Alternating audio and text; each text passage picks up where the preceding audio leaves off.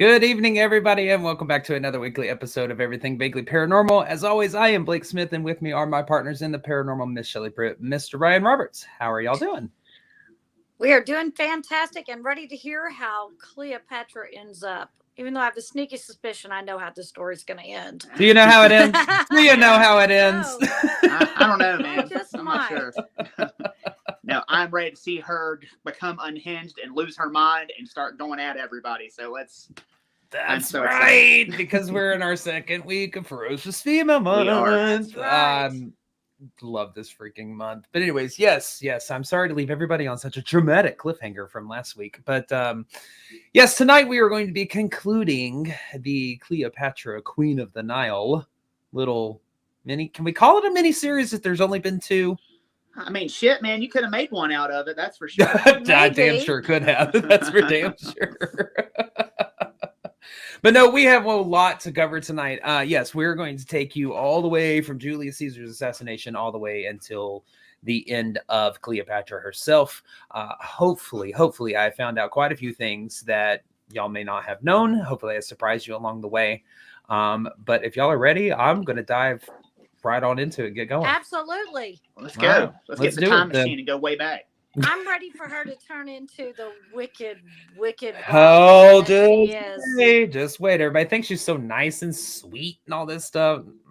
No, not really. So, well, in the depths of ancient Egypt, that ran fraught with power struggles. We're going to start off like that already. Come on, Blake. All right. In Get the your depths words. of ancient Egypt, ran fraught with power struggles, treachery, and unbridled ambition, Cleopatra emerged as a formidable force, a beacon of cunning and strength amidst the chaos. Within the turbulent currents of the Ptolemaic kingdom, where betrayal lurked around every corner and familial bonds were tainted with the stain of assassin, only the most resilient souls could hope to emerge unscathed. But Cleopatra was no ordinary figure. Drawing inspiration from the legacy of past Ptolemaic queens, she wielded intelligence as sharp as a sword, diplomacy as precise as a surgeon's scalpel, and political acumen that rivaled the gods themselves. With unwavering determination, she carved her own path to supremacy, facing down her rivals one by one and emerging victorious time and again.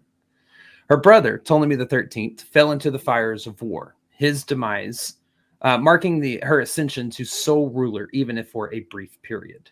Her sister, Arsinoe IV, met a similar fate, her rebellion crushed beneath the weight of Cleopatra's resolve, as she was captured and imprisoned in exile. And 2 seconds, because I just realized I have the wrong notes up, but that's all right. Oh, man. Hey, live show. It happens. It happens. It's a you know live show, what? Man. It happens, but that's okay. So, in other words, she ain't messing around. She is getting rid of her political enemies. She is trying to ascend to the throne, and well, she has ascended to the throne, but she is trying to keep a hold of that title and keep all of these other foreign powers at bay, because there are some heavy hitters as far as foreign powers go right now that are coming at her. Yes, there are. Well, even her youngest brother, Ptolemy XIV, found himself ensnared in her web of ambition. His throne would become a mere stepping stone on her path to greatness. Amidst these triumphs, Cleopatra's keen intellect and strategic prowess set her apart, allowing her to navigate the perilous waters of palace intrigue with a deftness unmatched by her contemporaries. Yet Cleopatra's reign was not marked solely by conquest and subjugation. Unlike any before her, she endeared herself to the Egyptian people, embracing their language, customs, and traditions with a fervor unmatched by any foreign monarch. Through her unparalleled connection with her subjects, she solidified her grip on power, weaving herself into the very fabric of Egyptian society. This bond with her people not only bolstered her role, but also fueled her ambitions to unite Egypt and Rome in a grand alliance that would shape the course of history. But it was her faithful encounter with Julius Caesar that would change her destiny. In the heat of passion and politics, Cleopatra and Julius Caesar forged an alliance that transcended mere borders, resulting in the birth of their son, Caesarion. With newfound clarity, Cleopatra realized the delicate balance of her position as both queen and client to the mighty Rome. Her journey took her from the glittering halls of Alexandria to the heart of the Roman Republic, where she navigated the treacherous waters of Roman politics with the skill of a seasoned navigator, all in pursuit of her ultimate goal, to secure her legacy and the future of her children in a world dominated by empires and ambition. But fate is a cruel mistress, and on that fateful Ides of March, Julius Caesar met his untimely end. Cleopatra and her son were cast aside, their dreams of glory shattered by the rise of Octavian, the new heir to Caesar's throne. Yet even in the face of adversity, Cleopatra remained undaunted, for in her veins flowed the blood of pharaohs, and her legacy would endure long after the sands of time had swallowed empires whole. What's that, Brett?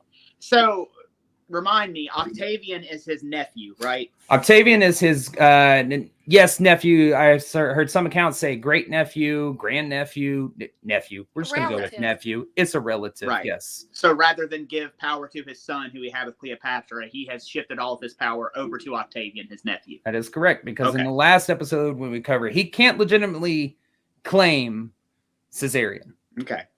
It's going to basically screw his world up if he does. It's going to be an embarrassment for him. So he instead lists Octavian as his heir and the person who's to take over. Okay. Successor, right. Yeah, yeah. Well, after Caesar's assassination, many expected Rome to resume its usual affairs without disruption. However, just 3 days later, chaos erupted in the streets during Caesar's funeral procession as angry mobs sought vengeance against his murderers. As one record states, Marc Antony, seizing the moment, turned the event into a dramatic spectacle. He praised Caesar's virtues, recounting his triumphs and vehemently defending him against accusations of indulgence in Egypt. With a mix of sorrow and fury, Marc Antony brandished Caesar's bloody head, stripping away his garments and inciting the crowd to a frenzy. In a spontaneous act of fury, the crowd carried out an impromptu cremation and destroying the very hall where Caesar met his demise. Yeah, that's how they do things back then. So see, I know Caesar was stabbed in the back. Was he decapitated afterwards as well? No. So when it says his head, it's not, I want you to not get the picture of him holding up just Caesar's head. He's basically lifting Caesar's head from what he's laying on to turn his head to the crowd. Okay, because I'm thinking him holding Caesar's head out just like Caesar's head, yeah. like, yeah. You know, it's like a Lion King moment with Caesar's head. Yeah, absolutely. Well, upon Caesar's assassination, there were two sides that emerged. On one side, you had the conspirators, which included individuals like Cassius and Brutus. On the other side, you had the liberators, which included Marc Antony and Octavian, who had actually joined forces in hunting down and slaying Caesar's murderers. And by the way, all in all, there's like 70 to 80 senators that were in on the plot to kill Caesar, if you didn't know. I don't know what I was thinking growing up. I always thought, oh, like 3 people tried to, whack this dude. No, there was like 70 to 80. Just FYI, just so you're aware. Well, it becomes apparent that at this time, Rome becomes unsafe for Cleopatra, but she is resilient and remains in Rome for the reading of Caesar's will, where she finds out that her and Caesarion were cast aside and unnamed in the document. Instead, within the will, that's when Octavian basically ascends to his position. Anyone that was misunderstood in this embroiled environment in Rome at this time was torn limb to limb. So Cleopatra being a foreign queen, she's in a lot of danger, especially because Caesar is not present in Rome. So Cleopatra makes her hasty departure after the reading of the will in pursuit of her homeland, from which she's been gone quite a while at this point. And not only that, but I said in the last one, she's also, according to some sources, visibly pregnant with a child that was conceived on Roman soil. But she ends up losing this baby shortly thereafter, ends up maybe miscarrying or something like that. There's not a record for that. But she doesn't escape without notice. She's noticed by Cicero, a Roman statesman, philosopher, and writer. And Cicero is one of the many writers where we get our current understanding of Cleopatra. And boy, did he hate her. Oh, my God. He actually writes, quote, "I detest the queen," end quote, refusing to even use her name because in his mind that devalued her to the level that he only reserved for his enemies. So Cicero knew that Cleopatra was pregnant, that her being pregnant could be a problem. Right. If she had conceived on Roman soil, then Cleopatra could disrupt the entirety of Roman succession. And she was perfectly positioned to do so with Egypt's wealth behind her. Rome really depended on Egypt's wealth. But all was not doom and gloom for Cleopatra in this time. She actually would benefit from Caesar's demise. The Romans had agreed that any, quote, regulations, favors, or gifts bestowed during Caesar's reign would remain in place. So this meant that for the time being, Cleopatra would remain friend and ally to Rome. Not only that, but also meant that Cyprus, which Caesar gave to Cleopatra's younger siblings, was still securely in place since this land had been bestowed to them before he passed. Even though the future looked a little bleak and insecure, her position as a client state to Rome is not as bad as it could be. Right. But instead, she gets to sit back and watch Rome proceed to demolish itself instead of the other way around. And it's kind of a bit of a reprieve for Cleopatra, who has only known the fear of living in Rome's shadow. She would actually never set foot in Rome again, but she would always keep the city within her sights. Now, there's no record of Cleopatra's reaction to all that took place in Rome, but you have to imagine that she is basically kind of awestruck by these events. So far, she has played the game exactly as she should, how she's been taught, how she's been brought up very effectively too so far, probably better than any Ptolemy before her, being honest. And during this time, she's only about 26 years old. So she's mid-20s and playing this game very well. So she also knows she's in more danger now than she was back in 48 BCE, whenever she was fighting with her siblings during the Alexandrian War. She now has her son Caesarion by her side. Now, being Caesar's son, yes, he is her trump card, but he is also a massive liability to her, which is kind of sad to say. Now, while Rome's thrown into this time of chaos and turmoil, Cleopatra returns to Egypt to face somewhat of a similar fate. All of this, which takes place between 44 and 42 BCE. For the first time in a while, the Nile River is extremely low. It does not rise to meet the requirements for agricultural purposes, flood land, all that stuff. So the effect of this is a massive loss of grains to the Egyptian people. And it's very clear that famine is imminent. There had been similar experience in the past that led the people of Egypt to call for Cleopatra's exile. They faced a pretty similar situation. And she was bound and determined, I ain't having this again. So we see her actually, this is one of the times she pulls out more of her diplomatic prowess to put forward saving her own ass. Let's put it that way. Of course, we know in today's time, Cleopatra, she's not responsible for the Nile.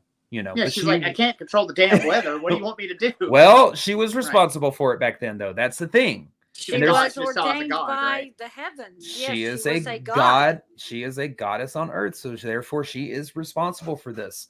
There's also rumors of epidemic on the outskirts of town. So her people are starving, they're sick, the crops are failing to a degree they've never done in historical records. And all of this is seen as divine intervention from the gods.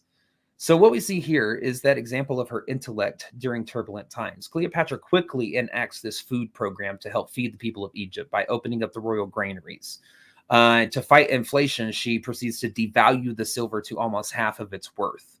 And finally, she puts in an act that is like a reform that keeps the tax individuals coming after taxpayers for money. I mean, these aren't good things for the wealth of Egypt, let's be honest, but it does quell these rumors to exile Cleopatra. So she's safe at this point. But I guess that old saying of when it rains, it pours sticks true to during this time. Mm-hmm. She's not only facing a famine and stopping rumors of a coup or exile, whatever, but her younger sister, Arsinoe IV, at some point, this bitch gotta go. But Arsinoe IV, she keeps coming back like a bad. Yeah, because she didn't get killed like she was supposed to get killed in Rome. She did not get executed as Caesar told Cleopatra that he would at the end of his triumph. She was actually giving refuge at the Temple of Artemis in Ephesus. So Turkey, she is still alive, correct, in modern-day Turkey. So she is still alive, and as long as she is alive, she is a threat to Cleopatra. Well, she's going to show her head at this point. She is still in exile, like I said, at the Temple of Artemis in Ephesus. Somehow, Arsinoe IV is able to marshal up enough support to declare herself Queen of Egypt. She's able to do so because Cleopatra's commander in Cyprus, which is not far from Ephesus, his loyalty is already going back and forth, so he defects to Arsinoe IV's side.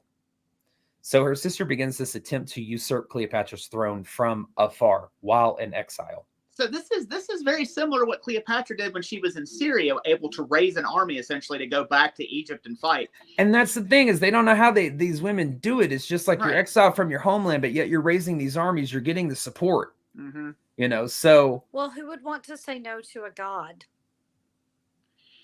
But you're in these faraway lands at this point. Like, what? What? I think you're still considered a god in Egypt. Well, in Cleopatra's case, yes, because she was co-ruler in Pharaoh. However, in our Sin-Away the Force, standpoint, she's just a princess.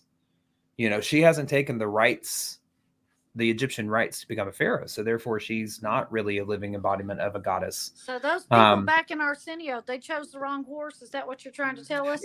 Yeah, pretty much. Yeah, pretty much. You'll see that here in just a little bit. But around this time also, I've been thinking the same thing the entire Arsenio. Yeah, Arsenio. I've heard it pronounced Arsenio or Arsinoe.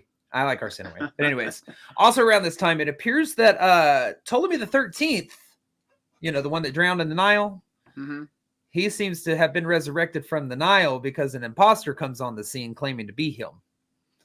And just for shits and giggles, remember, she's still married to her younger brother, Ptolemy the 14th. So Cleopatra is literally back at square one where she was prior to the Alexandrian War. Just a little bit more smarter and more experienced. But she's got to be like, God damn it. She's just like, you son of a bitch. Why did you have to die? I've already gone through this. Damn it. Yeah. But anyway, she's getting annoyed at this point. So she ends up taking matters into her own hands. So y'all were waiting for this. Here we go.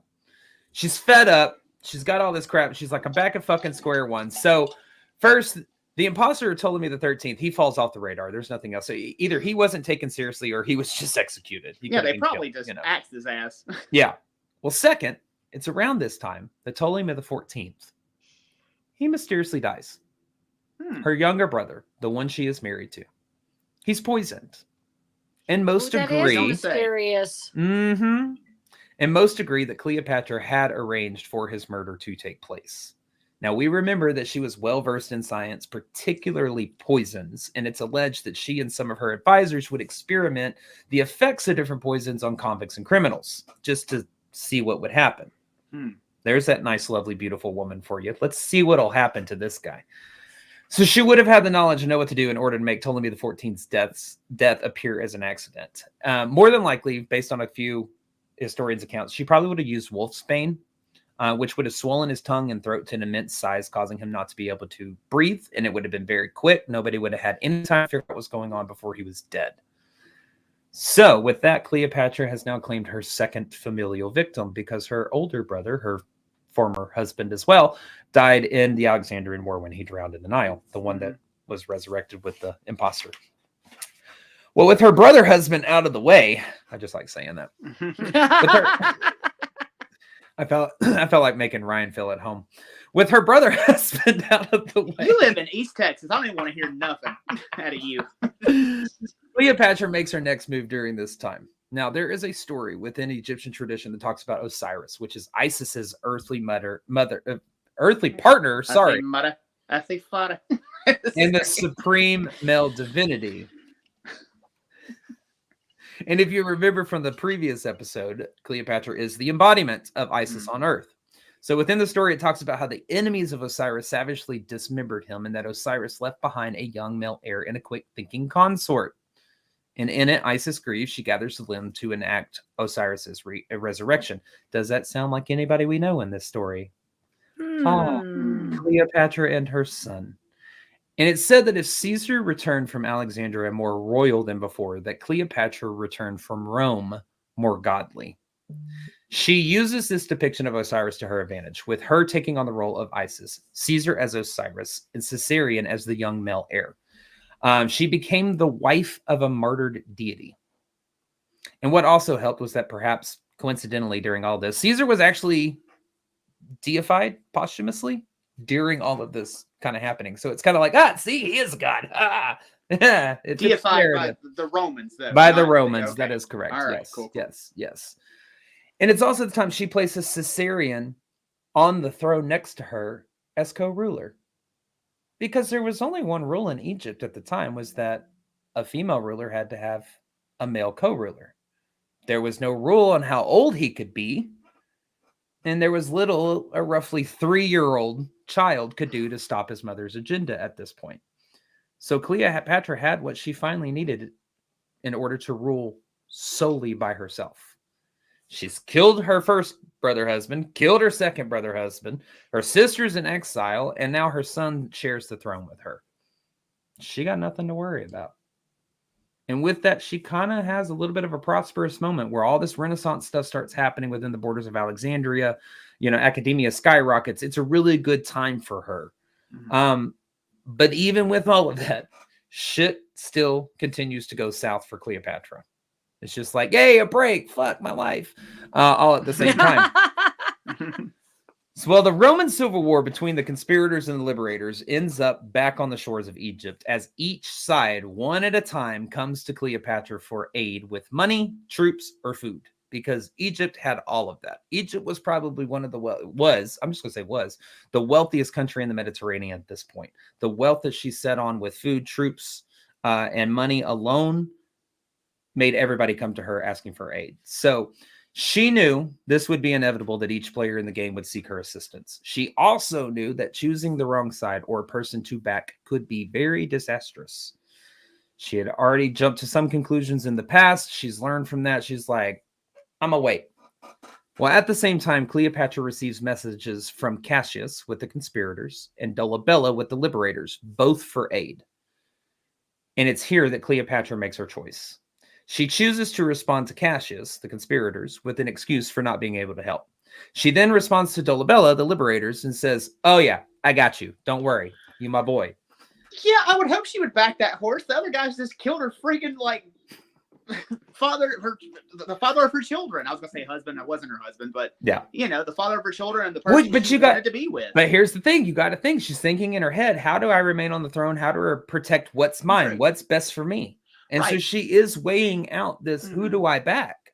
Yeah, they killed him, but what if they win? I mean, and now I backed the liberators. I'm screwed. But then she also kind of covered her ass by giving them an excuse why she couldn't back them. So what the other one doesn't know isn't going to hurt the other one. So she's very smart and very tactful about what she's right hand's doing. Right. Yeah, exactly. She's carefully balancing this stuff so that she can keep her footing with all of these Roman politics that are happening around her. So she ends up telling Dolabella, yeah, okay, liberators, I got you. You're my boy. I'll back you up. So she ends up sending the 4 legions that were left behind in Egypt by Caesar to Dolabella. However, these legions were captured by Cassius with the conspirators, and without a fight, they all defect to the conspirator side. They're like, I'm not going to die. Screw it. I'm with you now. And at the same time, Cleopatra's governor in Cyprus, which is close to Arsinoe IV in exile, defects to the conspirator side as well. And I'm pretty sure that this utterly pissed Cleopatra off because her next move is pretty profound. As a woman, as a pharaoh during this time, she is wanting to help these liberators so much. She's wanting to send them aid. She takes command of her fleet herself and personally sails with them to meet with Octavian and Marc Antony so that she can go, I'm here, I'm helping, here I am, which is a pretty bold move for a woman in her time. Because you have to remember, she's pharaoh, but women weren't, as we saw with Arsinoe IV trying to command the Ptolemaic army, women can't lead armies at this time, They have people in place for that. So the fact that she's sailing with her fleet and leading her fleet is a massive move and a very bold move on her part. That should have inspired courage to have a god on your ship with you. Yeah. That would be the way most likely that she sold it was how can we lose when God is on the ship? You got a god. Absolutely. Yeah. Well, this proves disastrous as well because her fleet actually ends up being swept up into a storm as they're sailing to meet with the liberators. So she's forced to turn around and go back to Alexandria, kind of defeated, and now in ill health as the storm had made her sick. So all attempts to help the liberators, they've been thwarted.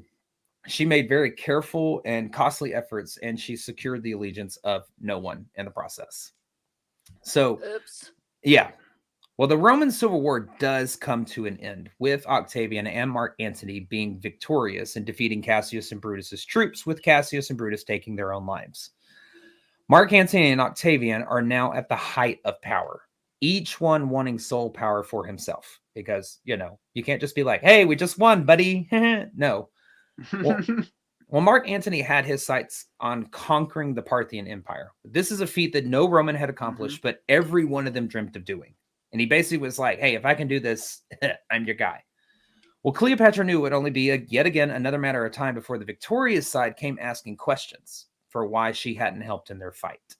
And that message kind of came all too soon as Marc Antony made the first move. Around 42 BCE, message was sent to Cleopatra from Marc Antony summoning her to an audience with him.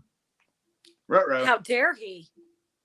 He knew he needed the backing of food and wealth from Cleopatra to take on the Parthians and basically pay for this conquest.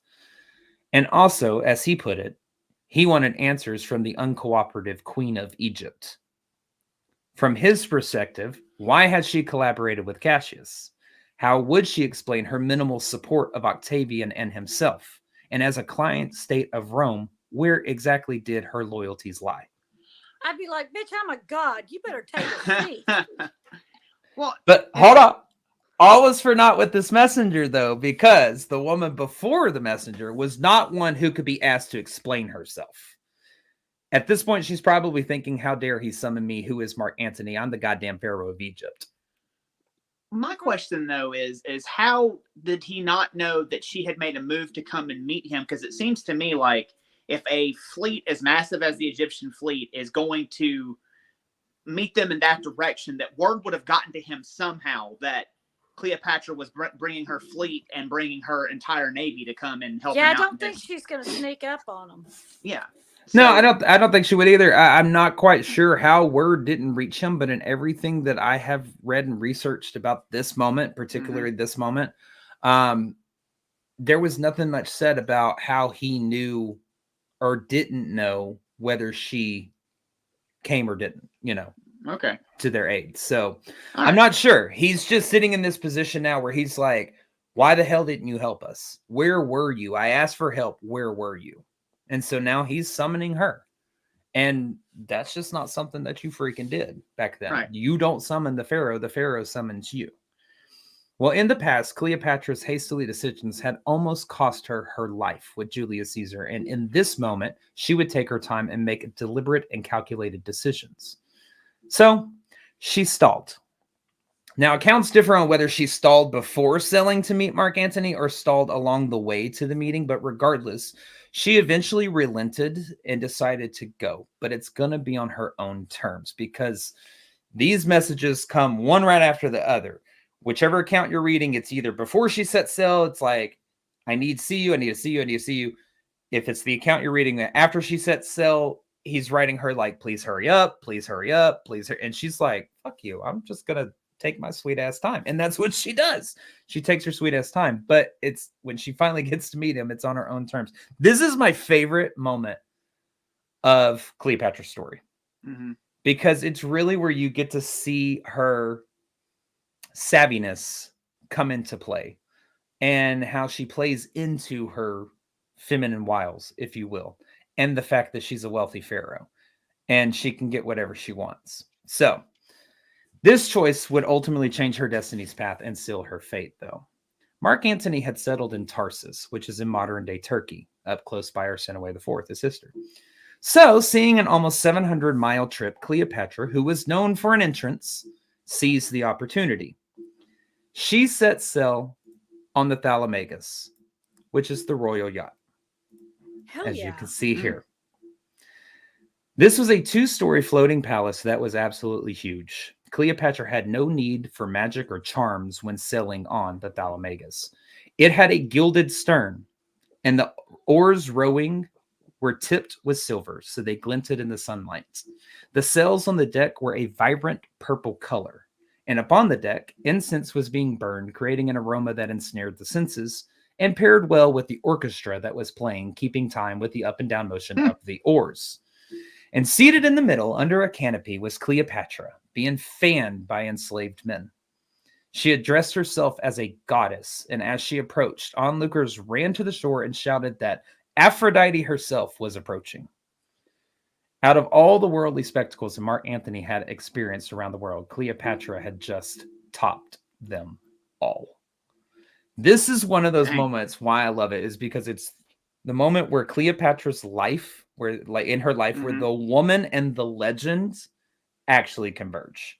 They That is really intersect cool. right there. Right there. And Cleopatra knew her audience. Marc Antony, he was a Roman. He was politically astute, with equal measure in genius, but he was foolhardy, audacious. He was reckless. He's a bit more hedonistic than Julius Caesar. He enjoys a party rather than acting on his Roman duties. So, with all of that, Cleopatra just docks in Tarsus. And it's there that she's like, and now I wait. You tell him to come to me now. And he's like, I can't wait to go on that Egyptian carnival cruise. I'm going to get right up. Because to throw the first dinner was the mark of true status, and Cleopatra wouldn't be so easily swayed in that department. She had made the journey, and now it was time for him to come dine with her, and she left no stone unturned, literally. Cleopatra sent message to Marc Antony, who initially resisted, to join her aboard her ship to dine. When he finally relented, he was met with a spectacular view. According to some, the scene had been draped with purple tapestry and the finest of dishware. By the way, purple in this time is like extravagant. Oh, yeah. Massively expensive, shows a lot of wealth. Gemstones glinted from every corner: amethyst, carnelian, malachite, topaz, you name it. Cleopatra herself would have worn the finest of jewelry, from gold and silver to pearls and even more gemstones, fashioned to bracelets and long dangling earrings. She knew what she was doing. Marc Antony would have been bewildered by such a room and such a woman. As the two stood in this scene, they broached the question of Cleopatra's loyalties, and her lack of cooperation was stunning. However, Cleopatra did not falter or mince words. She boldly recited the facts without any hint of humility, and she extended no apologies. She reiterated how she had sent Dolabella the 4 legions, who were then captured and defected. She told of her journey to come help with Octavian, but being cut short after being caught in a storm, and she simply cataloged all she had done for Antony and Octavian. After the loyalties were covered, the questioning moved to money, as Roman coffers were depleted, and Antony needed to not only pay his troops, but he's going to fund this mission to Parthia to take on the Parthians. Because whenever a Roman dreamed of Parthia, his thoughts turned inevitably and necessarily to Cleopatra. Literally, at the time, the only monarch who could fund the operation. I mean, let's just get that out the way. Chick was rich. She was absolutely rich, which we covered very much in depth in part 1 of this. Now, what initially started out as a dislike for one another soon turned into another form of approval. It is said that Cleopatra actually had to dumb down her humor for Marc Antony, who she thought to be less of an intellectual. But the time came for Marc Antony to return the favor of a dinner invitation to Cleopatra, at which he attempted to outdo her in both splendor and elegance. He failed miserably on both accounts. And it's with that. Go ahead. He's just walking around scratching and farting and belching and everything else. She's got the fine dining on the Thalamegas over here, and he's just like, "You want to come into my bar? You know, you want to come over for some KFC?" That's about it. Well, it's really kind of here, though, when he invites her to dinner, that we start to see this difference between Cleopatra's relationship with Julius Caesar and Cleopatra's relationship with Marc Antony. In Julius Caesar's and Cleopatra's relationship, we see one marked with an alliance and by political strategy. It was a relationship of mutual benefit. Cleopatra needed to get back on the throne, and Caesar needed to strengthen his Mediterranean influence. That's why they, I'm not saying there wasn't any love there, but in Cleopatra's relationship with Marc Antony, there was political ramifications, but it also appeared to actually have involved a very genuine affection for one another. Cleopatra would have seen a potential ally against her enemies in Rome in Marc Antony, and plus they shared a mutual pursuit of power. And it's at the end of this meeting between Marc Antony and Cleopatra that is said that she told him that everything within the room was his for the taking. And she meant everything, as she stood before him. Like, I love that part. You little dumb son of a bitch. Let me get you a little bit of knowledge. You might be stupid, but you're cute. Come here. Well, after their meeting in Tarsus, Cleopatra invites Marc Antony back to Alexandria as her guest. Now, the time spent together is not marked by any political or diplomatic duties, but rather lavish celebrations and drunken debauchery. Hell yeah, my kind of time. To answer a comment in the stream, no, she was not naked whenever they met. She was dressed as a goddess, fully decked out, you could say. She said, I'm going to teach you how to walk like an Egyptian. Oh, Jesus Christ. Ryan's going to be the reason we get canceled one day. That joke was too easy for me. I know. Well, anyway, so they're having these lavish celebrations and drunken debauchery back in Alexandria, my kind of party. Mm-hmm. This is the time where they truly get close to one another. It's said that Cleopatra entertained Marc Antony with extravagant displays of wealth and power and treated him as a schoolboy on holiday. Mm-hmm. And there's a few issues with this, though. His image was slowly but surely becoming more and more tarnished in Roman society back home. The Roman citizens had heard of the lavish celebrations and Marc Antony's willingness to participate in them. And in doing so, he also begins to neglect his wife, who has now taken it upon herself to pursue a propaganda scheme against Octavian in order to get Marc Antony back to Rome. So she's becoming more and more jealous of this affair with Cleopatra. And it's also safe to assume that Octavian was also questioning Marc Antony's loyalties more and more. Well, Marc Antony, he's in Alexandria for far too long, a few months, roughly through the winter of 41 to 40 BCE. So we begin to see Octavian take advantage of this opportunity, and he does want that sole power within Rome. So he's kind of making sure, like, he's doing that thing like, hey, don't look over here, but look over here.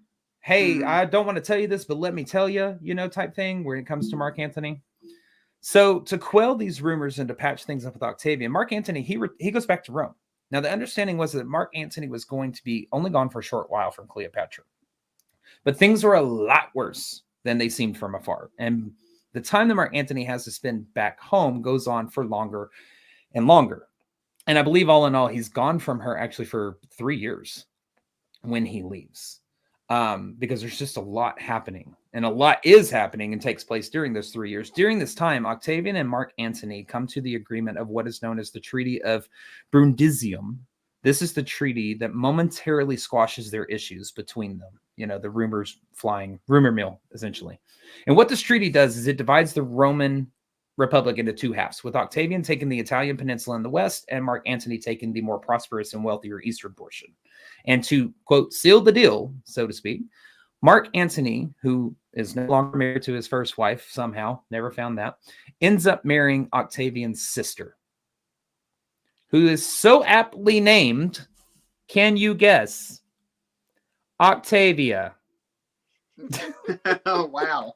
And we just thought the Cleopatra's family was. They weren't really creative with names back then. No, they weren't. They weren't, not at all. That presents a much bigger problem now, because if you're married to his sister and you're pursuing Cleopatra, he's going to get even more pissed at you. And you also have this power struggle with him to try and be the sole ruler. So, yeah, what a tangled web we weave, Now, there's no surefire way or record stating how Cleopatra would have felt about this marriage. However, she would have known the political decision behind it, but it was more than the marriage. His marriage to Octavia is one thing. His alliance with his brother-in-law is another. It was not in Cleopatra's best interest for Marc Antony and Octavian to join forces. Octavian was her enemy, a walking, plotting insult to her son, because he's the heir when Caesarion should be. In Cleopatra's eyes, Octavian was the one who had taken away all that her son was supposed to inherit from his father. Now, on some level, emotionally, this probably struck a chord with Cleopatra, or an emotional chord, with Cleopatra, who just so happened to be giving birth at the time, somewhere around the time Marc Antony is marrying Octavia. And she gives birth to twins, to which Marc Antony is the father. Oh, what a tangled web we weave. This is some next level Maury shit. Get the cameraman ready because someone's about to go run down the hallway type shit. Now, having twins would have been seen as both a good and a bad thing to Egyptians. Bad in the sense that mother and baby can more easily die during childbirth, having twins, but good in the sense that it's seen as divine. So inadvertently, this only helps to religiously strengthen her image during this time. I don't know what it is about this woman in giving birth, but she seems to have impeccable timing or just very lucky with her pregnancies happening at the right time or being highly significant or whatever. And honestly, even though there is no record of how Cleopatra may have felt about Mark Antony's marriage to Octavia, I think her emotions are reflected in the names of the twins. She names them Alexander Helios and Cleopatra Selene. Now, in choosing the names for her children, she completely disregards their father's heritage.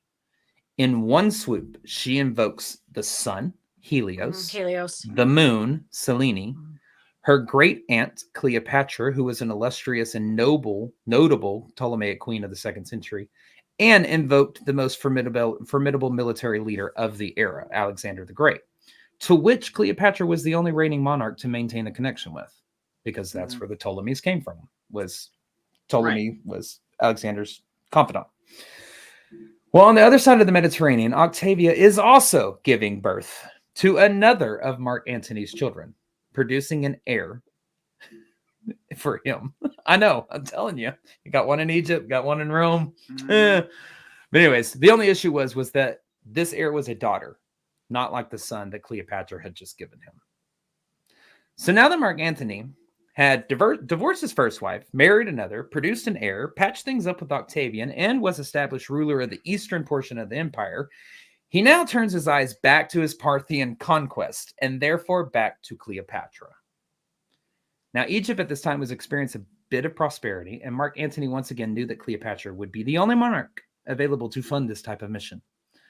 So this truly shows the complexity of their relationship, in my opinion. Not only was it one of passion and romance, but there is an element of political maneuvering between the two, individuals.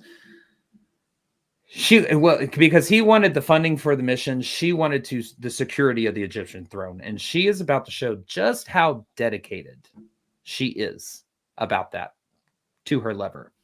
So Mark Antony goes to Cleopatra for the funding. However, this time she ain't stupid. He done left her for 3 years. He's having babies all over the place, married another woman. She wants something in return. And so she makes her list of demands. And by the end of this meeting, not only was the fire between the two lovers reignited, but Cleopatra had accomplished something that in recent times no king or queen was ever able to do. In return for her funding, return for her funding of the Parthian mission with food, troops, and money, she received the eastern Roman territories of Syria, Cilicia, Jericho, Crete, and present-day eastern Libya. This was huge. That is huge. Because Romans do not cede lands very easily. No, they don't. No, they do not. But I think it just shows the prowess of her negotiation skills, in my opinion. Does that double her size of her kingdom almost? Close. It could get close with everything, thinking about the landmass and stuff like that. So it's basically like where Egypt's at, and then kind of come on up and kind of over northeastern of it. Right. Yeah, I mean, it probably pretty close to doubles it. Yeah, it would probably get close. Because what this does is it restores portions of the old Ptolemaic kingdom that had been long lost to Roman rule. Now, to Mark Antony, it didn't matter if these territories were controlled by a vassal king or by his lover, because to him, it's one and the same. But for Cleopatra, as pharaoh, as queen, as a woman during this time, this shows the power and the skill that she has been brought up with. Go ahead, Ryan. Is this his land to give to Cleopatra? Because he's in charge. He is technically ruler over the eastern portion of Rome, or the Roman Republic. Okay. All right. However, as much as it didn't matter to Mark Antony, it mattered a hell of a lot to Octavian. Mm-hmm. Octavian sat back and watched as Mark Antony just handed over Roman territories to his foreign lover, which would be the genesis of this propaganda machine Octavian was about to unleash against Mark Antony. Because on top of all these Roman territories that Cleopatra received, she also had one other request. Something even the great Julius Caesar was unable to fulfill for her. Her sister, Arsinoe IV, still posed a threat. And Cleopatra wanted that threat eliminated once and for all. So She requested Marc Antony have her sister executed, and without hesitation, he delivered on his promise. In 41 BCE, Arsinoe IV was drugged from the Temple of Artemis, a sacred place, and executed on Marc Antony's orders. This act was seen as a violation of the holy and protected site and was extremely controversial. However, it was one that secured Cleopatra's own ambition and greed. With her sister fully out of the way, Cleopatra now remained on the throne as Egypt's uncontested queen. There is nobody left at this point. She done her son. She done them all. She got them done. They go. She is the last ordained she's the last god on the throne. Her child, well, all of her children actually technically are in line for the throne now, but they can't rule. They're babies. That's true. So yeah. That's it.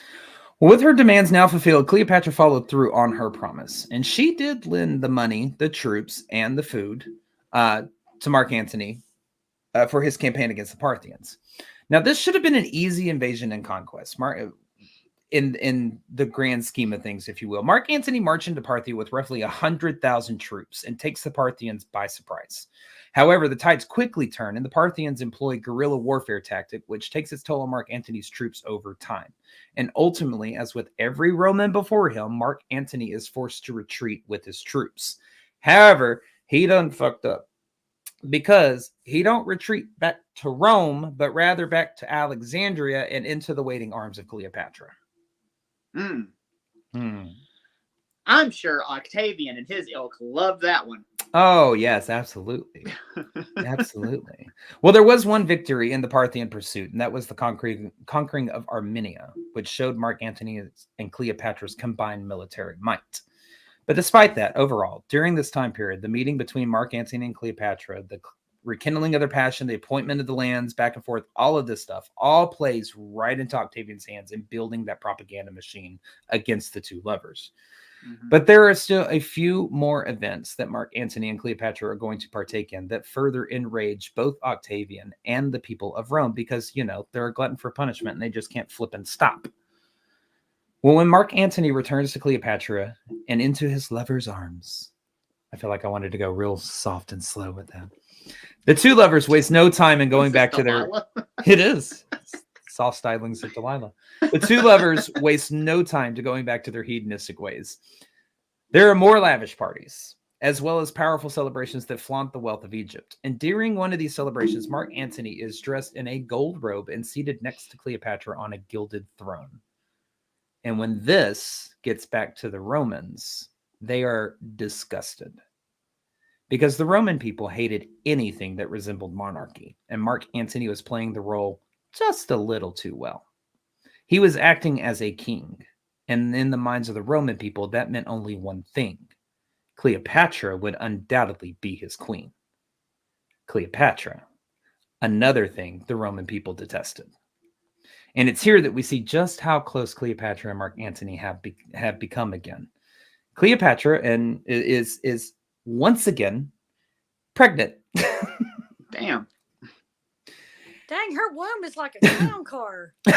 Just another one coming out every time you turn around.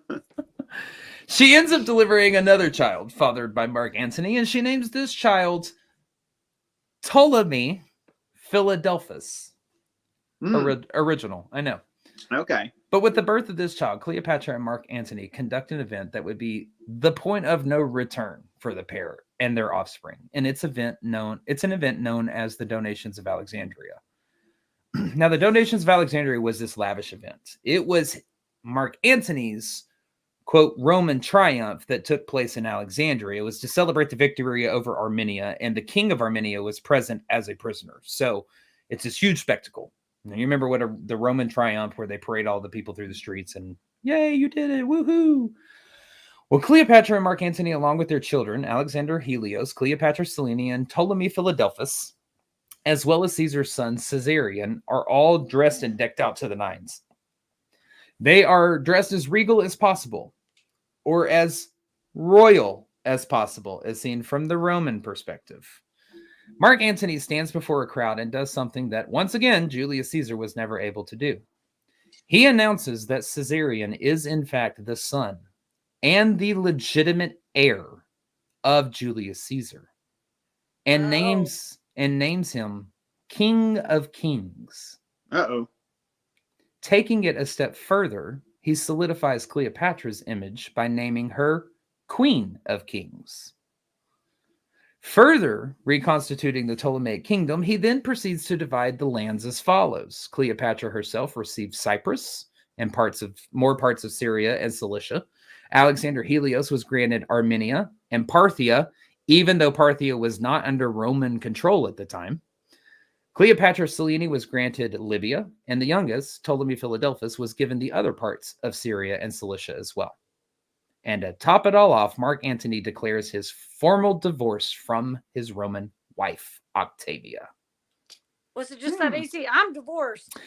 Pretty much. Yeah, pretty much. Yeah, pretty much. But he's doing this is like one big, huge, grand scheme. Like, look at me. Look how big my balls are. Right. Like, I can do all of this shit. At the same time, he's sticking his pecker in a mousetrap. Like, he's just, dude, what are you doing? He's pretty, not smart. She already about him. If my history teacher had ever said he was sticking his dick in a mousetrap, I think I would have stood up and paid attention a little, or sat up and paid attention a little bit more. But anyway, so this is a complete disgrace to Octavian, obviously, because he's just divorced his sister, Marc Antony has just divorced his sister, and it's a slap in the face of Roman customs and value as well. So now all of these events from Arsinoe IV's execution up until Marc Antony's divorce from his wife are taking place. I want y'all to get an idea of the grand scheme of things between 41 BCE and 33 BCE.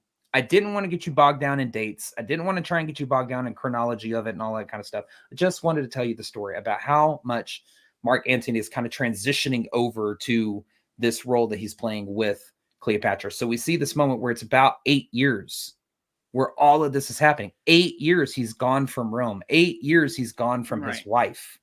And all of this stuff is kind of taking place.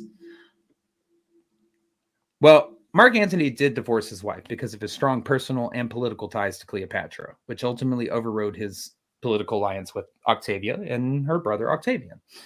And this decision would play a crucial role in the events that were next to transpire. Now, by this point, it's pretty obvious that Octavian would be seething with rage. Okay. So this propaganda machine that he's been building almost the last decade is finally unleashed in one massive form of retaliation. He first further spreads the rumors that essentially Marc Antony is defecting to his foreign lover in Egypt. And Octavian pulls Marc Antony's will and reads it aloud. Within his will, Marc Antony writes that he would like to be buried in Alexandria, and also states that he would like to move the capital from Rome to Alexandria. And all that does is further enrage the citizens of Rome and bolsters the support behind Octavian for his next calculated move. Octavian's like, you want to be buried in Alexandria? Okay, I can make that happen. That's so true, because Octavian's next move, Octavian declares war on Cleopatra. Oh. And I don't think that Cleopatra would have necessarily been surprised maybe by this move. I don't think she would have been scared either, honestly. I mean, she's used to the conflict. She knows what Marc Antony is doing is not going to sit well with Rome and the Roman citizens. So I don't think she would have been afraid or surprised. Well, do you think it's also kind of a way to keep the Roman kingdom together and unification against a foreign power, even though Marc Antony is Roman? That's where I'm about to get. He's a fellow Roman countryman. Yeah. So he basically unleashes that propaganda machine against Marc Antony and Cleopatra. And he gains this unwavering support for the declaration of war. He's in Rome. Marc Antony is not. He's close to the Senate. It's super easy for him to get the, A-OK from Senate to get declaration of war. There's a couple of reasons for why he chose Cleopatra to go to war against Cleopatra. Number one, Rome cannot afford another civil war, truth be told. They barely survived the previous ones. They are still the Roman Republic at this point. They are not the Roman Empire yet. Plus, it helped Octavian to avoid the negative connotations associated with another civil war. Second, by framing the war as a conflict against Cleopatra, a foreign queen, rather than a Roman citizen and fellow triumvirate, Octavian could present the war as defense of Rome against an external enemy. Now, remember, he and Marc Antony made up what was known as the triumvirate that governed Rome after Caesar's assassination. Right. So they're kind of in that together. Common enemy to fight against. It's one person to hate. Let's go hate them. Yep. Yeah. So to support Octavian, for support, Octavian portrayed Marc Antony as being under the spell of Cleopatra, depicting him as a traitor to Rome who had abandoned his Roman values and duties. This is that narrative that we kind of see the genesis of the rumors of her being an enchantress who puts Roman leaders under a spell. This is kind of where that comes from, is the Roman propaganda machine initiated by Octavian. Cleopatra was a powerful and influential figure. Many Romans were wary of foreign influence on Roman affairs. So by targeting Cleopatra, Octavian tapped into existing kind of xenophobic sentiments and fears of Eastern power taking over. And Octavian could also claim the moral high ground by positioning himself as the defender of Roman traditions and values against the corrupting influence of the Eastern monarch. And finally, declaring war on Cleopatra made it easier for Octavian to attain the Senate's approval and to rally the Roman people. A war against a foreign enemy was more justifiable and unifying than a civil war against a fellow Roman leader. Not only that, but by focusing on Cleopatra, Octavian could also isolate Antony from his Roman support base. Many of Marc Antony's supporters might have been reluctant to fight against a fellow Roman, but they could be persuaded to fight against a foreign queen. And this strategy also weakened Marc Antony's position by emphasizing his association with Cleopatra and portraying him as being more loyal to her than to Rome. So, by targeting Cleopatra, this allows Octavian to build basically a broader coalition of Roman forces who are now united against a common external enemy rather than splitting loyalties and direct conflict with Antony. And in the process, he also strips Antony of all of his military accolades, titles, all of that kind of stuff. He's like, you're done, my man. You're finished. You're out of here. It's like, you want to be an Egyptian so bad? Here you go. Well, it basically helped him to consolidate the power and undermine Antony's legitimacy as leader. So, right. While Octavian's power would come to blows with the power of Marc Antony and Cleopatra herself on September the 2nd of 31 BCE, the battle would become known as the Battle of Actium, a decisive naval engagement that would lead to an end of the Roman Republic and give rise to the Roman Empire. Accounts differ, but Marc Antony and Cleopatra managed to amass a large fleet and army and sailed into Rome's backyard, preparing to face Octavian's forces at Actium, which is located on the western shores of Greece. The lovers' fleet consisted of anywhere between 300 to 500 ships, many of them quite large. I know that's quite a big range, but the numbers vary depending on which historical record you're reading. However, due to defection and size of the fleet, Marc Antony was only able to man about 150 of these ships at a time. Now, their armies included close to 100,000 infantry and cavalry, and Cleopatra herself contributed a significant portion of these forces, including 60 of the ships, and chose to sail along with her troops again and command them herself. So, I think you're muted, Shelley. Sorry, I just said that didn't work out too good last time, but she's going to try it again anyway. Yeah, she's going to try it again one more time. Why not? We're going to give it another go. Why not? Why not? She is, but queen and politician, she's great at. How good of a tactician is she on the battlefield? Well, you're about to find out. All right. But there's one problem from the start with their fleet. Although Octavian had a smaller fleet, comprised of roughly 80,000 individuals, his fleet contained smaller and more maneuverable boats, while Marc Antony and Cleopatra's fleet consisted of these larger, kind of daunting ships. You know, can't move too quickly. Slow. Yeah. So you have these two colossal fleets representing the titanic clash that's about to happen of the Roman world's most formidable figures. They're arrayed against each other right now. I mean, seriously, I can't think of anybody at this time. You're talking the Mediterranean. There are three people that come to mind that are the most powerful. That is Octavian, Marc Antony, and Cleopatra. And these three right now are embroiled in a war with one another. They are they're about to come to blows. Yeah. They are staring at each other in the face. Well, when Marc Antony and Cleopatra sailed into Actium, Octavian's fleet, commanded by his brilliant Admiral Agrippa, had taken up a strategic position near the promontory of Actium. Octavian's ships glided across the sea with lethal grace and cut off Marc Antony and Cleopatra's supply line and escape routes. They were trapped. Well, if you've got these big lumbering ships and these smaller ships are able to maneuver and go a lot faster and can encircle you, you're kind of dead on the water right there. I mean, it's like it's like a 18-wheeler going against a fleet of like corvettes. They're going to circle you and stop you. That's true. Yeah. Well, Octavian's forces began their advance, and the sea around Actium churned with activity. Marc Antony, aboard his flagship, rallied his men with fervor. Cleopatra held a crucial position at the rear, ready to intervene or escape, depending on the battle's outcome. Octavian's nimble vessels darted in and out of Marc Antony's line, ramming and withdrawing, avoiding the grappling hooks and flaming projectiles hurled from the larger vessels. Ships were shattered and the sea turned red with blood as men were slain. The larger ships, despite their size, struggled to bring their power to bear, and many found themselves immobilized, their decks a chaotic scene of Roman legionaries clashing with brutal hand-to-hand combat. It was obvious at this point that the tide was turning against Marc Antony. And Cleopatra, her instincts turned to survival, because amid the chaos, she ordered her ships to make for the open sea, hoping to preserve her fleet and her life. And the sudden retreat of the Egyptian squadron created confusion, disarray among Marc Antony's ranks, which did not help the scene at all. Seeing Cleopatra's golden sails vanishing over the horizon, Marc Antony's was like, the fuck? She's like, okay, thanks, bye. I mean, she did. She deuced us out on him, man. She's like, whatever, I got mine. I hope you have fun. Pretty, not smart. Okay, I love you. Bye-bye. Good luck.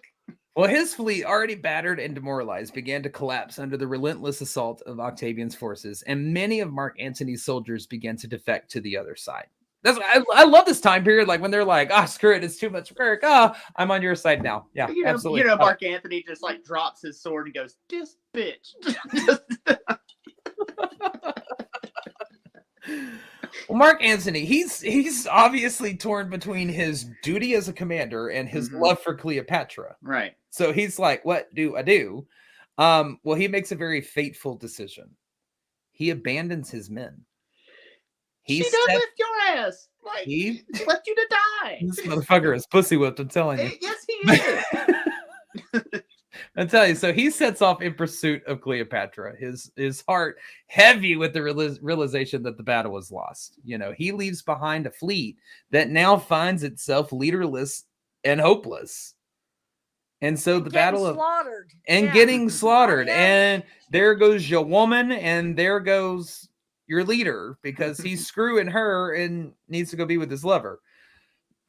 So the Battle of Actium reaches its grim conclusion. Octavian's fleet had triumphed, scattering and destroying Marc Antony's once mighty armada.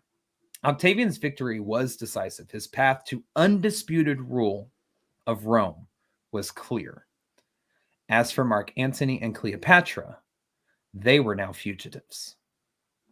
So you'll see this time and time again throughout Cleopatra's story that accounts do differ on what transpired in these moments. And that is because we're reading, Roman documents. We're reading on all this stuff. The Romans hated her. Remember that. They hated her. So anything that they could do to paint them in a better light, paint her in a horrible way, they were going to do. So there are a lot of differing accounts on her story. But so these accounts that are differ on what transpired in that moment of them fleeing. Some accounts say it was a mutual decision between Marc Antony and Cleopatra for Cleopatra to flee. A lot, and I mean a lot of the other accounts state that Cleopatra, seeing a break in the blockade of Octavian's fleet, seizes her opportunity to escape for her own survival and leaves her lover to fend for himself. See, that's what I'm thinking, that she is seeing this go completely south, and she's like, I have got to get back to Egypt to make sure that they don't come any closer to than they are right now.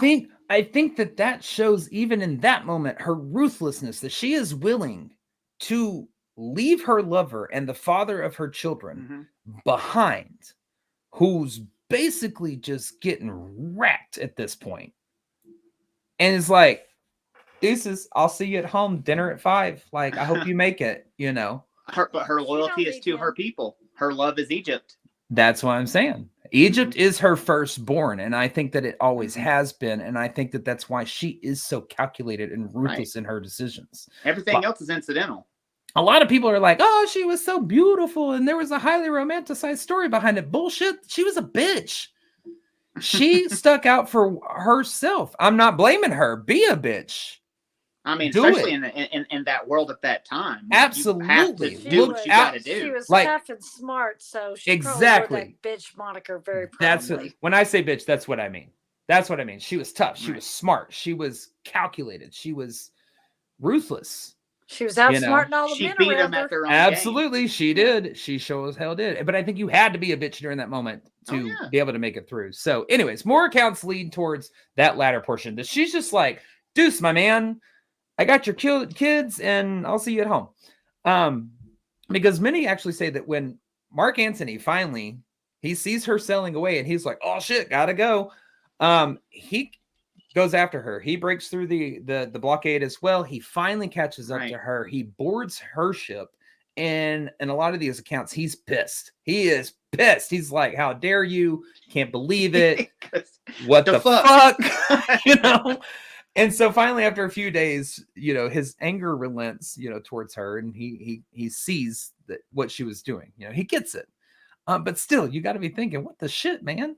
But anyways, Cleopatra had another plan in mind during this moment. This is where we see a lot of this shifting back and forth, her trying to figure out the best route for her to take to better and further her game. Because word had not yet reached Alexandria back in Egypt about Marc Antony and Cleopatra's defeat. So she did what many rulers before her had done. She lied. Cleopatra had her ship adorned with garland. And as they approached the port in Alexandria, an orchestra on board played melodies of victory and triumph. And none were the wiser. They all believed that Cleopatra and Marc Antony had been victorious in their battle against Octavian, which to some made her next moving all that more confusing and intriguing if she had one. Because Cleopatra must have known that it was only a matter of time before word would eventually get out that they were in fact defeated. Where'd all those dudes go? Where's exactly. all your men? Yeah. And that Octavian would be in pursuit of them as well. That he's good and alive, and here he is. But Octavian, so at this time, Octavian, he's got other matters to handle. So he's not like actively pursuing them right now at this moment. He's got to wrap up these loose ends, then he's coming. So while that's happening, when Cleopatra returned home, she issued a preemptive strike against anyone who she perceived would be a threat to her power and her throne. She removed many of the Egyptian elite before word could spread of their loss. Now, again, accounts differ on just how many Egyptian elite she had removed from society.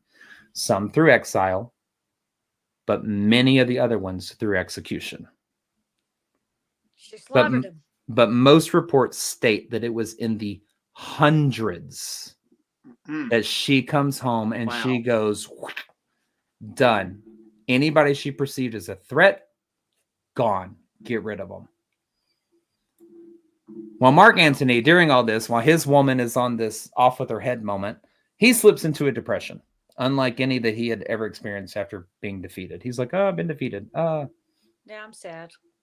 Well, he was wanting to win. He's no longer going to be the ruler of Rome. He knows that. So he starts to slip into depression. At this point, he actually tries to make an attempt on his own life. But he's eventually talked out of it by one of his men who basically says, hey, you need to be by Cleopatra's side at this point. You know. Well, Cleopatra spends this time, she kind of going back and forth right now. You know, she's wanting to fight, but she's kind of wanting to give up. She's wanting to give in. She's wanting to try and negotiate something. But ultimately, she decides to take what she decides to do. It's kind of interesting to me. She takes her treasure that she has and she secures them inside her tomb. And then she fills her tomb with kindling so that at a moment's notice, this could be set to flames and a vast fortune of Cleopatra and Egypt's treasures would be lost forever. You know, if I can't have it, you can't either. Yeah, pretty much. That's what she's doing. But she knew that this was only a stalling point. Octavian begins to write to her at this point while he's taking care of the matters that he can't quite, get to them yet. So he's writing to her and he's just saying, hey, Basically, come to the dark side. We got cookies. It's good over here. He basically says, hey, if you'll just do away with Marc Antony, just get rid of him for me by any means necessary, we can work something out. We can make it work. We can get there.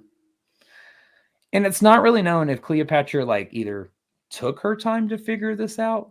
Oh, should I? Oh, maybe. I did leave him at the Battle of Actium. It wouldn't be much different. I thought he'd die there, but, he's here now. But ultimately, she decided not to do anything.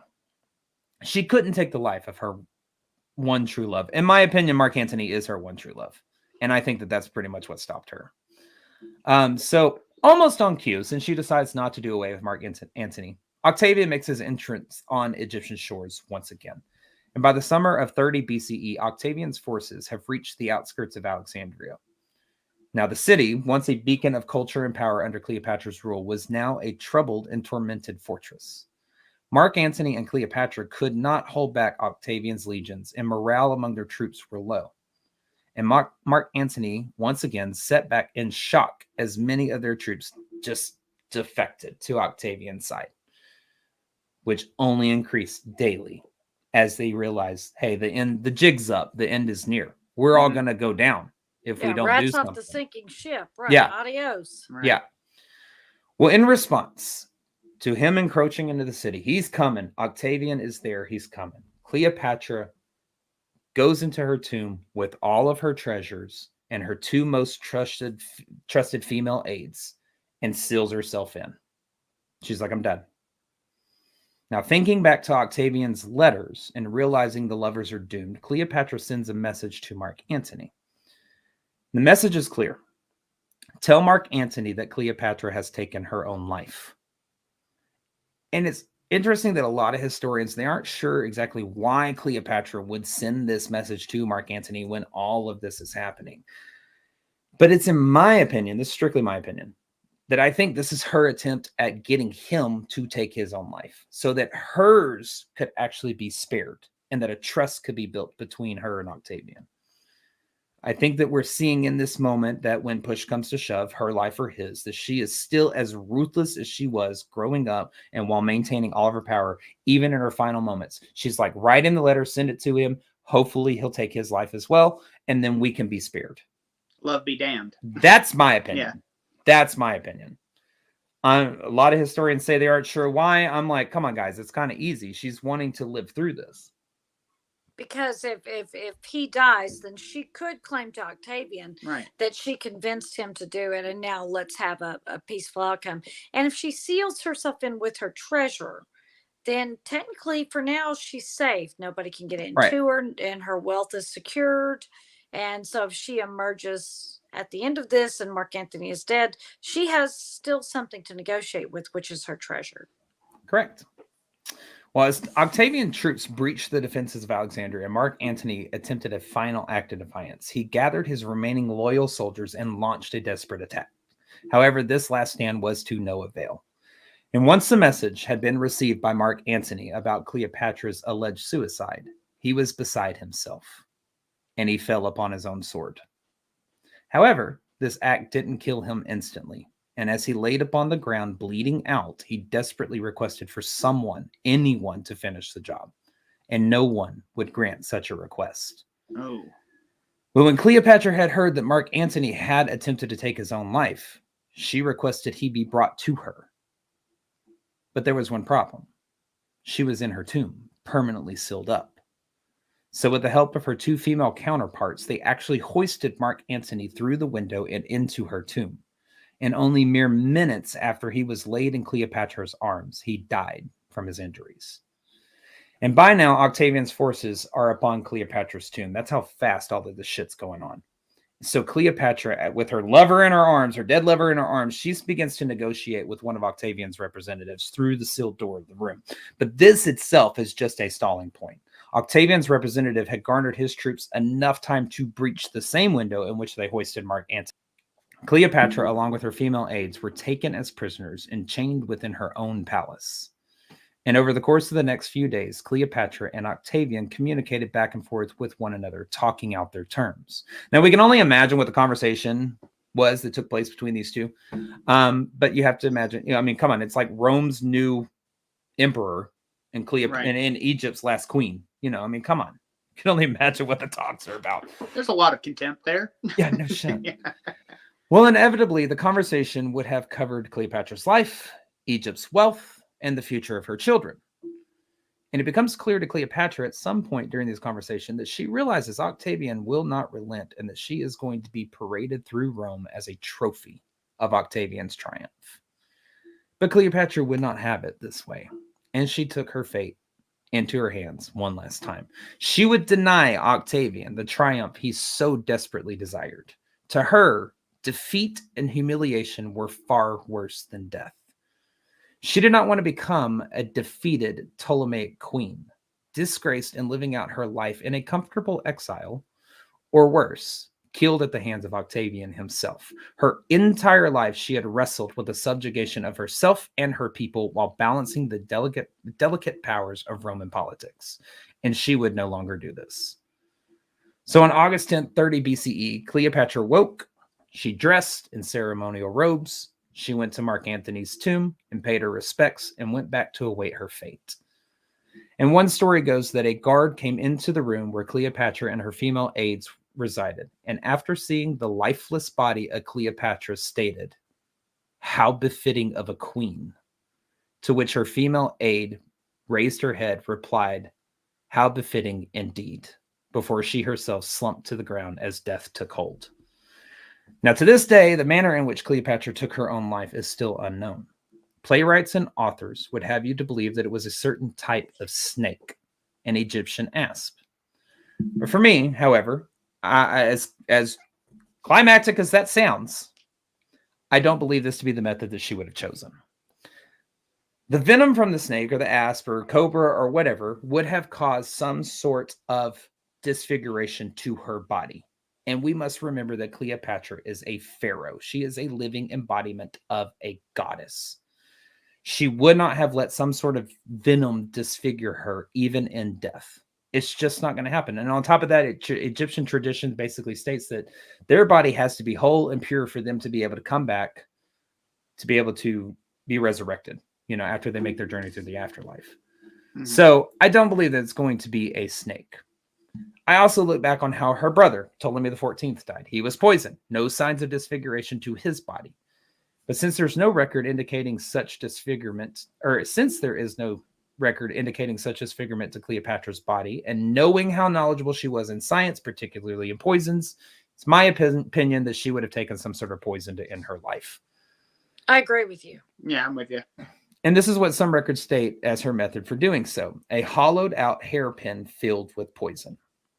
And regardless of the method, Cleopatra successfully denied Octavian the triumph he wanted.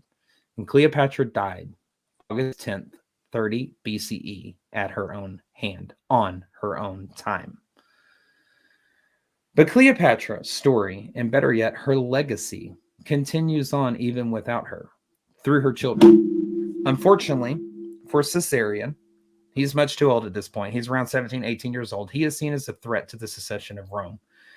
And so for Cleopatra's eldest son, Octavian calls for his execution, which is followed through with. So Caesarion is killed. We do know that the younger children, those fathered by Marc Antony in a sick twist of fate, were raised by Octavia, Marc Antony's former wife and Octavian's sister. Why? Wow. That is still unknown. But to me, that's a little bit of fucked upness going on right there. Now, Alexander Helios and Ptolemy Philadelphus seem to fall off the historical record, and nothing is kind of really known about them much past Cleopatra's death. But Cleopatra's conquest for her children to maintain their power comes to fruition through her daughter, Cleopatra Selene. Cleopatra Selene goes on to marry Juba II, king of Numidia and Mauritania. So she actually fulfills the Ptolemaic dynasty's role as the next ruler. It just so happens it's in another land. Well, Cleopatra VII, the last pharaoh of Egypt, remains one of history's most fascinating figures. Her life a tapestry of power, intrigue, and unyielding determination. In an era dominated by the might of Rome, she carved out a legacy that defied the constraints of her time, embodying the fierce spirit of a ruler and the tender strength of a mother. In her final moments, Cleopatra faced the inevitable with the same indomitable will that had defined her reign.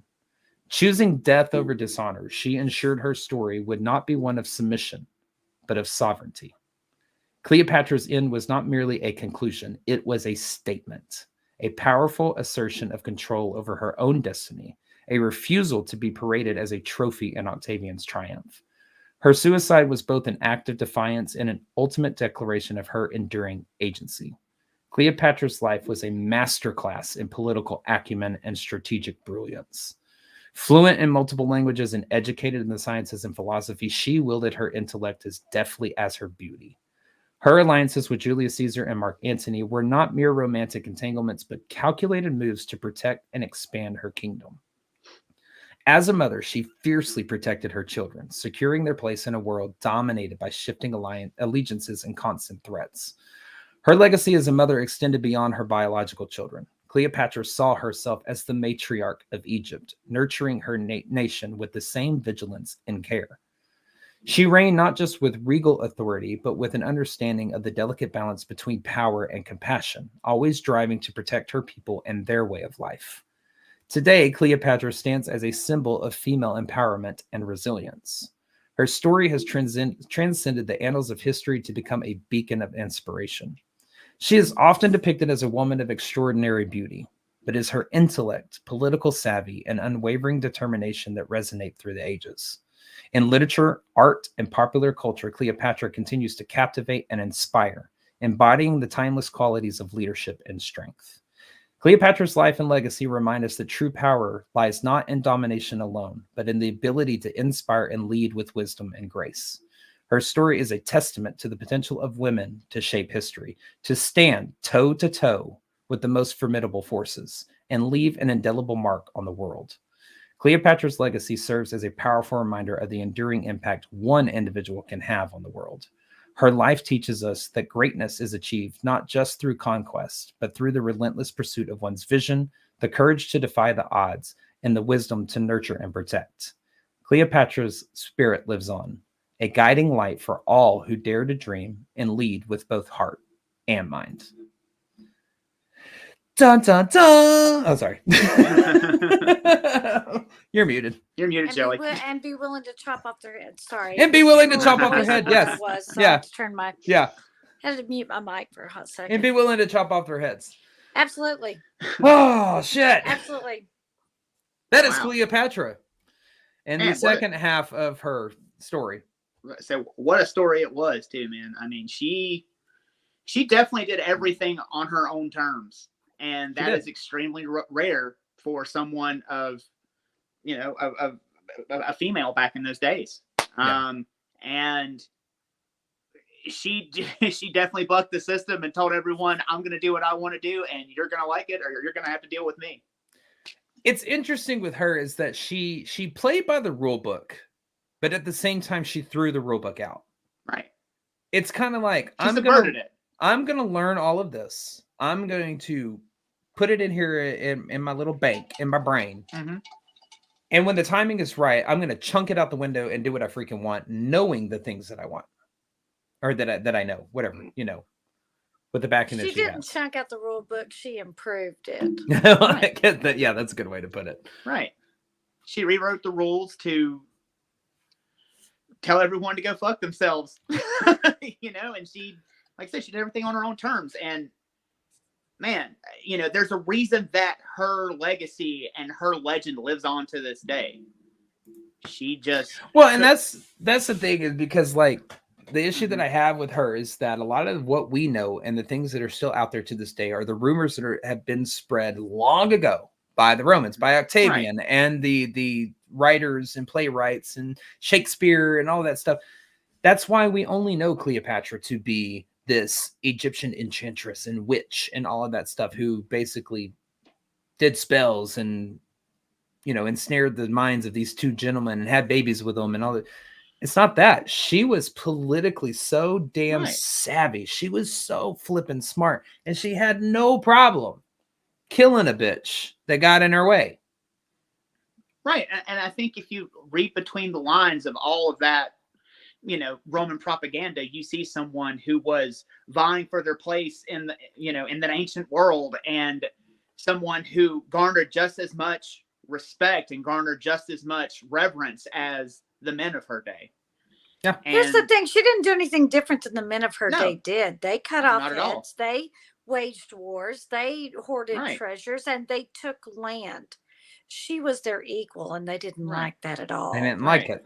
That was the thing, because the thing was up until the Roman Republic and the Roman Empire came along, women were pretty much treated as the equal. As I said in part 1, it's like women could marry and divorce and hold property and run businesses and all of this stuff. I mean, they were seen as equal.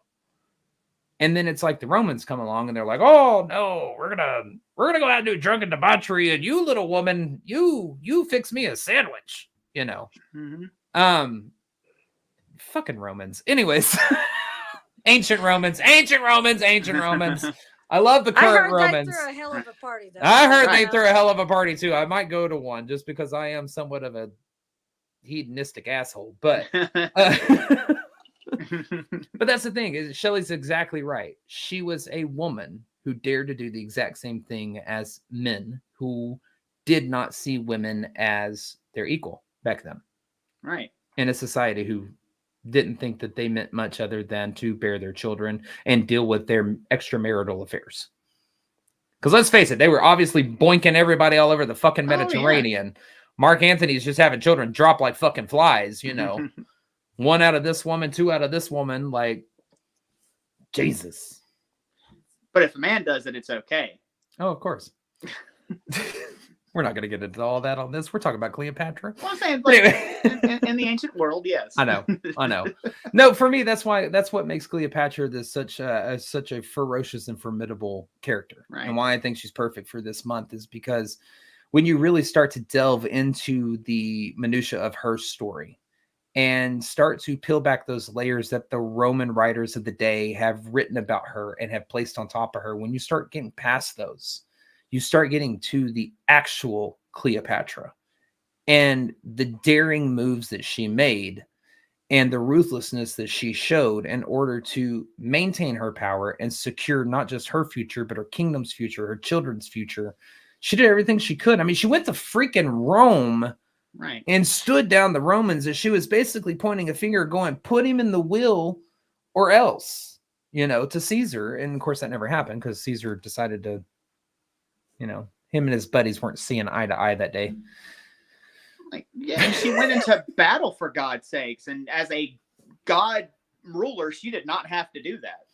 Well, and that's the other thing. Up until that time, now I'm not going to say there was never, but that I know that I can recount off the top of my head.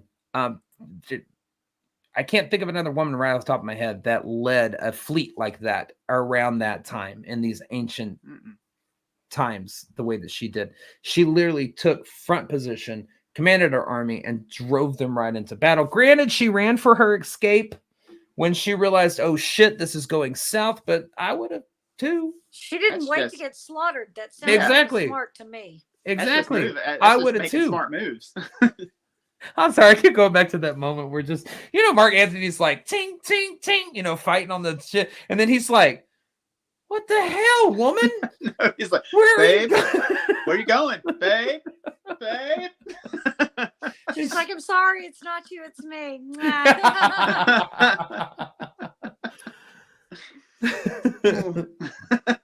So yeah, Cleopatra ends up becoming the last Ptolemaic kingdom's ruler in 30 BCE. And like I said, if you go back and want to re-listen to this, or you find somebody you want to send this to or something like that, don't get so hung up on the dates. Just listen to the story. That's why I was at the end of all of that, where Marc Antony's gone for 8 years from Rome. I didn't want to say, oh, in 40 BCE, 39, 38. Right. Because it just gets too confusing. Because I myself, in researching it, got very confused when things happened where in time. So I was like, you know what? Just fucking tell the story. So you were talking about everything. I don't care about. I want a good story. Right. And you were talking about how everything we know about Cleopatra comes from the Roman perspective, were the records of her from Egypt destroyed? Do we know what happened to those records? Or you know what's funny? I read one article, and I think I have to agree with this. Of all the academia that she was able to produce during her time, and there was a lot. Whenever she was having a little bit of renaissance in the academia in Alexandria, there were scholars flocking to Alexandria. Mm-hmm. And in all the time that she is on the throne, which I believe it was something like 29 years or 28 years or something like that, not one good historian can come forward. We ain't got one. Not just one, not one that's back there just writing the shit down, you know. But you got to remember, at the end of the day, she's conquered.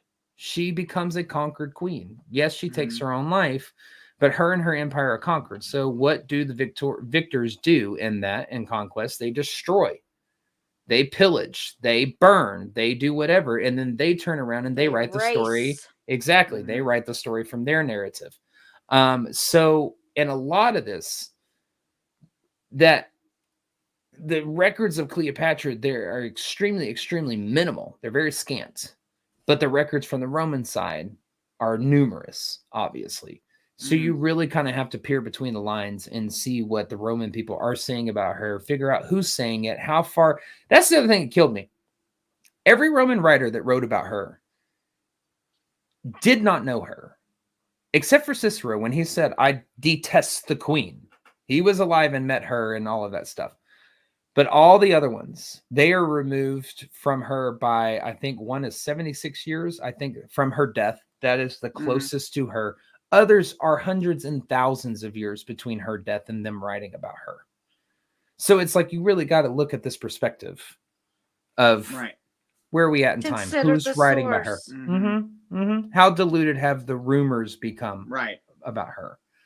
You know, but obviously it still sticks to this day because all we see is Cleopatra is this beautiful sexual woman, you know, when she was so much more than that. She was an amazing pharaoh and a formidable force. I'll just put it that way. The bitch didn't care. Don't get in her way. She did. She endured despite the Romans making an attempt to erase her. I guess in the end, she kind of got the last laugh on that. Well, I read something that I loved. I think I might have put it in the first part. I can't remember in all the notes that I've written. But it said in this thing that I read, it said, there is a reason that Julius Caesar became history and Cleopatra became a legend. There you go. And I think that perfectly sums her up. Right. And if I had to pick one thing, I think that perfectly sums her up. That's a perfect way to end it. Absolutely. So with that, any final thoughts or? I'll just say on my part, I have had an absolute blast looking into her. I've had so much fun learning the tinier details about her life, learning who she actually was, and just how ruthless and ferocious she was in her journey through, I guess, time, you know, through the sands of Egypt. That's what I really want to say, you know. But anyways, trying to get too poetic here. But no, I just had a blast learning about her because when you get down to it, I mean, she was a woman who, be damned, she's going to do exactly what the men were doing. She didn't give shit. So it's been a blast learning about her, honestly. Well, we know who Octavian is, but outside of history classes, no one's sitting around talking about Octavian. No, that's true. Well, Octavian, you might actually know by another name, Augustus. That's who he becomes as emperor. He is Octavian prior to the Roman Empire. He becomes Caesar Augustus. True. Because, you know, they just can't stop repeating the fucking names. So not only do we have Julius Caesar, but we got Caesar Augustus. Anyways, I'm not going into that. That's for another story. I want to call that story The Day Julius Caesar Pissed His Friends Off. Also known as the Ides of March. Shelley, what are your final thoughts? I think that I absolutely adore this woman who basically decided she wasn't going to take any shit from anybody. And again, has figured out a way to endure. And that probably was not her goal in history because she was already set in history. But legendary status probably was not what she was thinking when she ruled. So I'd agree with that. I love this powerful woman. I love that. My favorite part about her is she used to experiment on the convicts with the poison, be like, let's see what this one does. Yeah. That's one of my favorite parts. Yeah. But not unusual as to what any other king or, the alchemists of the king, the potion makers of the king would do the same thing. And I think she said the balls to herself. She's like, yeah, try it on him. Yeah. Yeah. From what I was able to find, it was either her and her advisors or her and her female aides. And those female aides, I think get overlooked a lot in her story and throughout history. And damn it, I can't remember the names of their names right off the top of my head. I had them written down somewhere, but I forgot to include them. But anyways, these two women were very important to her. They knew her since birth. And they also took their lives when Cleopatra took hers. Right, so, not unusual for not unusual. Was correct. Handmade to royalty, right? Correct. But I think this woman's fascinating. I love her. I think she's a perfect way to kick off the Ferocious Females Month. And with that, Blake, why don't you tell them everything they need to know? Will do. All right. Well, we got a few quick reminders for y'all and announcements. After Dark with EVP Season 2 is happening every week on Paraflix Paranormal Plus, with new episodes dropping every Thursday at 7 p.m. This week, however, is our season finale for Season 2 with the one and only Katie Stafford. So, love him. Oh, absolutely love it. He's fantastic. If you wanna nerd out over an episode, go watch this. This is the one. This is the one. So make sure you catch up on episodes 1 through 7 as well before the season finale drops this Thursday at 7 p.m. Paraflix Paranormal Plus is available on Amazon Fire, Roku TV, Apple TV, iOS, and Google Play. Mark, make sure you use our link to sign up, which will be posted to our Facebook page tomorrow via our link tree, and is also in the show notes for your audio listeners. Use our code AFTERDARK25 for 25% off your annual subscription. That'll be posted to our Facebook tomorrow morning, and within that link, you can also find every social media channel that we are on, our online merchandise store, which will be having samples on the podcast soon, actually, yay, of our merchandise, our public investigations, and our Patreon page. Our Patreon page is the fastest and easiest way you can directly help support the show. For just $5 a month, you will gain access to over 350 additional Patreon exclusive videos, and your support from this goes directly to the show and all the ghostly adventures that we get to bring you week after week. This price will never change, in which with that you currently get our pre and post broadcast, which are the 30 minutes before and the 30 minutes after the live broadcast, this one, where we discuss things even further, fight and debate at goofy as hell, share the more personal things of life, as well as never before seen paranormal footage, FYI, just throwing that out there. And it also includes our Patreon exclusive unedited investigation footage from places such as Squirrel Cage Jail, Hill House Manor, and many others. So if you ever wanted to watch some full-length paranormal evidence, now is your chance. That's only on Patreon. Don't forget, we do offer a 7-day free trial for our Patreon page, so you can check it out prior to purchasing. But if you want to see what happened on our Yorktown investigation this weekend, that is where you need to go. Go ahead, Blake. Yeah, it was. But if you'd like to spend some time with us in 2 weeks, we will be in Broadhead, Wisconsin at Broadhead Manor on June 1st and June 2nd with none other than Sir Sexy himself. Sexy. For Spirits in the Spring. This is a complete charity Paracon, which I think is absolutely fantastic. It is cash for the tickets at the door. There is also a separate investigation ticket where you can join us as we lead one of the groups through Broadhead Manor on an investigation. So they will have wonderful guests like some of the cast members from 28 Days Haunted, Patty Negri, Natalie Jones. It's going to be a fantastic time had by all. So make sure, on top of that, sorry, I'm skipping one. On top of that, we will also be at the McAllister Expo Center in McAllister, Oklahoma, July 5th through the 7th for Oklahoma Paracon. So those of our friends and family who are a little bit closer back home, make sure you look out for that link to be shared pretty soon to get your tickets. So head over and follow us on all of our social media channels. Search Everything Vaguely Paranormal and look for the green sound wave. And remember, you audio listeners out there, you can also tune into us live on Facebook and YouTube, now X, Twitter, whatever you want to call it, every Tuesday night at 8 p.m. These are all the ways you can help directly support Everything Vaguely Paranormal, but we also appreciate your love and support for us through those likes, comments, shares, views, and downloads. And remember, as always, any questions, comments, or stories you'd like to share with us, those can be submitted to us at the evppod@gmail.com. That is THEEVPPOD@gmail.com. Like, share, and subscribe. Absolutely. Well, everybody, thank y'all for joining us for another weekly episode of Everything Vaguely Paranormal and the conclusion of Cleopatra. Next week's going to be a doozy with Nanny Doss, right? Yes, it is. Nanny Doss. The giggling granny. A Black Widow. We're going to take you into the world of true crime, so y'all be ready. But we want to thank y'all for joining us for another weekly episode of Everything Vaguely Paranormal. As always, I am Blake Smith. With me are my partners in the paranormal, Miss Shelley Pruitt, Mr. Ryan Roberts. And as always, We'll see you next Tuesday, y'all. Bye. Bye.